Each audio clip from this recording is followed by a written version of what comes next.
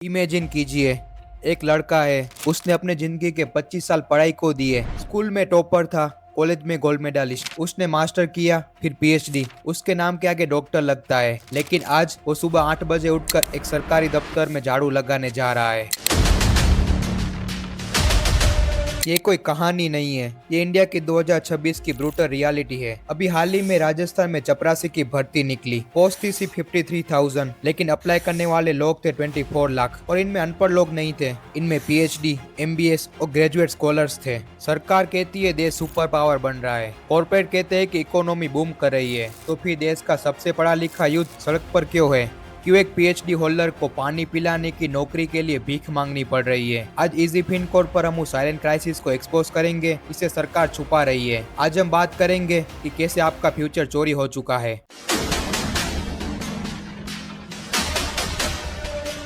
चलिए सीधा पॉइंट पर आते हैं। इंडिया में एक एग्जाम माफिया चल रहा है और इसमें सब मिले हुए हैं। आप एक फॉर्म भरते हैं, 500 से 1000 रुपए की फी देते हैं, सरकार आपसे करोड़ों रुपए कलेक्ट करती है। और फिर क्या होता है? यूपी पुलिस कांस्टेबल एग्जाम 2024 को देखिए। 50 लाख बच्चों ने एग्जाम दिया। बच्चों ने ट्रेन्स में धक्के खाए, स्टेशन पर सोए, लेकिन जैसे ही एग्जाम सेंटर से बाहर निकले तो पता चला कि पेपर लीक हो गया है। टेलीग्राम पर आंसर की 500 रुपए में बिक रही थी। लेकिन क्या किसी नेता का बेटा लाइन में लगा था?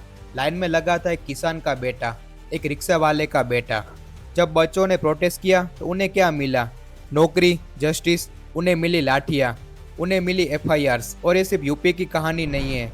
बिहार में रेलवे के लिए बच्चों ने प्रोटेस्ट किए, ट्रेन रोकी क्योंकि 2019 की भर्ती 2025 तक क्लियर नहीं हुई। वेस्ट बंगाल में टीचर रिक्रूटमेंट स्कैम, जहाँ टीचर्स की नौकरी पैसे लेकर बेची गई और फर्जी कैंडिडेट आज भी लिस्ट में है। सरकार से मेरा एक सीधा सवाल है, अगर आप इलेक्शन 1 महीने में करा सकते हैं, रिजल्ट 1 मंथ में दे सकते हैं, तो एक एग्जाम ढंग से कराने में 5 साल क्यों लग जाते हैं? क्योंकि आपको फर्क नहीं पड़ता। आपके लिए यूथ तो वोट बैंक है और सिस्टम के लिए हम सिर्फ कचरा है। आपको लगता है कि पेपर लीक गलती से होता है, ये गवर्नमेंट असक्षम है? गलत, ये इनकम्पिटेंस नहीं है, ये एक बिजनेस मॉडल है। इसे कहते हैं द बेरोजगारी टैक्स। सरकार आपसे एग्जाम फी के नाम पर 500 से 1000 रुपए लेती है। अगर 50 लाख बच्चों ने फॉर्म भरा तो बिना एग्जाम कराए, बिना नौकरी दिए सरकार के पास सीधा 500 करोड़ आ गए। ये पैसा कहाँ गया? क्या पेपर लीक होने के बाद आपको रिफंड मिला? क्या आपका ट्रेन का किराया वापस मिला? ये सिर्फ एग्जाम फीस नहीं है दोस्तों। मुखर्जी नगर और कोटा के लैंडलॉर्ड, फोटोकॉपी की दुकानें, रेलवे टिकट, ये सब आपकी मजबूरी पर चल रहे हैं। अगर आपको नौकरी मिल गई तो ये पूरा इकोसिस्टम डूब जाएगा। इसीलिए वो चाहते हैं कि आप एस्पिरेंट बने रहे। आप उनके लिए स्टूडेंट नहीं है,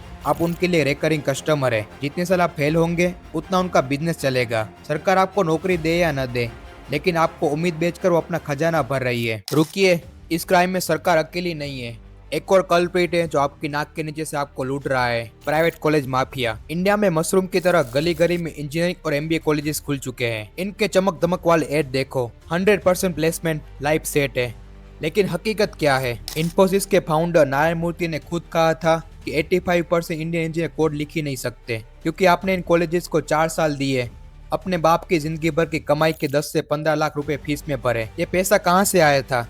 किसी बाप ने खेत बेचा, किसी माँ ने अपने गहने गिरवी रखे थे, और बदले में इन कॉलेजेस ने आपको क्या दिया? एक डिग्री जिसकी वैल्यू कॉर्पोरेट वर्ल्ड में रद्दी के बराबर है। कैंपस प्लेसमेंट के नाम पर ये कॉलेजेस वाले बड़ी बड़ी टेक कंपनीज की जगह एक सेल्स की कंपनी बुलाते हैं, जहाँ 10 से 15 हजार की नौकरी मिलती है। ये कॉलेजेस एजुकेशन इंस्टीट्यूट नहीं है, ये डिग्री प्रिंटिंग प्रेस है। उन्होंने आपसे पैसा लिया, अपनी बिल्डिंग बनाई और आपको सड़क पर फेंक दिया। आज आप डिप्रेशन में है क्योंकि आपको लगता है कि गलती मुझ में है, लेकिन दोस्त कमी आप में नहीं है, आप एक एजुकेशन स्कैम के शिकार हुए हैं। चलिए मान लेते कि आपने एग्जाम की उम्मीद छोड़ दी है। अब आप क्या करेंगे? कॉर्पोरेट में जॉब ही नहीं है तो बचा क्या? The gig economy trap. आज इंडिया के सड़कों पर जो ब्लिंकिट, ज़ेप्टो और स्विगी के डिलीवरी पार्टनर्स घूम रहे हैं, जरा उनसे बात करके देखिएगा। उनमें से बहुत सारे बीटेक, बीकॉम और एमबीए ग्रेजुएट है। कंपनीज इन्हें पार्टनर्स बोलती है ताकि इन्हें एम्प्लॉइज ना बोलना पड़े, क्योंकि एम्प्लॉइज को पीएफ, इंश्योरेंस और फिक्स सैलरी देनी पड़ती है, लेकिन पार्टनर्स को कुछ नहीं देना पड़ता। इनका बॉस कोई इंसान नहीं है, एक एल्गोरिदम है। वो ऐप डिसाइड करता है कि आपको सैलरी मिलेगी या नहीं। 10 मिनट डिलीवरी के चक्कर में लड़के अपनी जान जोखिम में डालते हैं। अगर एक्सीडेंट हो गया तो कंपनी वाले अपने हाथ खड़े कर लेते हैं। ये मॉडर्न डे स्लेवरी है दोस्तों। फर्क सिर्फ इतना है कि पहले चेन लोहे की होती थी, आज चेन इंसेंटिव और रेटिंग की है। आपने डिग्री इसीलिए की थी ताकि आप ऑफिस में बैठकर काम करें, ना कि 40 डिग्री धूप में ट्रैफिक सिग्नल पर खड़े रहें। ये अंडर एम्प्लॉयमेंट है दोस्तों। बट ये अनएम्प्लॉयमेंट से ज्यादा खतरनाक है क्योंकि आपकी स्किल और सेल्फ रिस्पेक्ट दोनों को मार देता है। और जो बच्ची कुछ सरकारी नौकरियां थी उनका क्या हुआ? कॉन्ट्रैक्चुअलाइजेशन। सरकार ने देख लिया कि आर्मी में अग्निवीर मॉडल चल गया, यानी कि 4 साल नौकरी फिर घर वापसी। अब यही मॉडल धीरे धीरे हर जगह आ रहा है। हरियाणा ने 2025 में कॉन्ट्रैक्चुअल एम्प्लॉय बिल पास किया। बैंक्स में अब परमानेंट पीओ की जगह कॉन्ट्रैक्चुअल स्टाफ रखा जा रहा है। मतलब ना पेंशन, ना मेडिकल, ना जॉब सिक्योरिटी। सरकार कह रही है कि हम तुम्हें तनख्वाह तो देंगे पर आपकी जिम्मेदारी नहीं लेंगे। वो चाहते हैं कि आप जिंदगी पर डर डर के जिए, क्योंकि एक सिक्योर यूथ सवाल पूछता है लेकिन एक इनसिक्योर यूथ सिर्फ यस सर करता है। तो अब सवाल ये है कि हम क्या करें?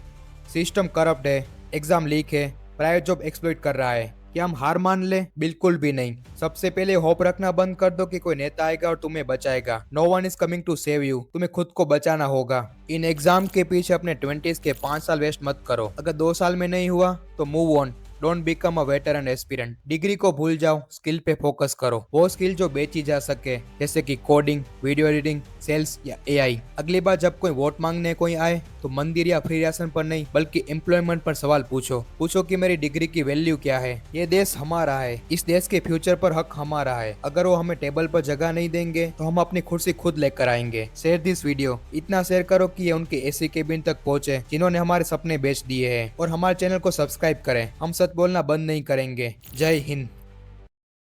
और तब से आप बेरोजगार घूम रहे हैं? सर बेरोजगार तो नहीं है, बस मतलब लगे हुए हैं, तैयारी कर रहे हैं। उसी को बेरोजगारी कहते हैं ना, यस जब आप रोजगार खोज रहे हो और ना मिल यस रहा सर, हो। रोजगार अभी तो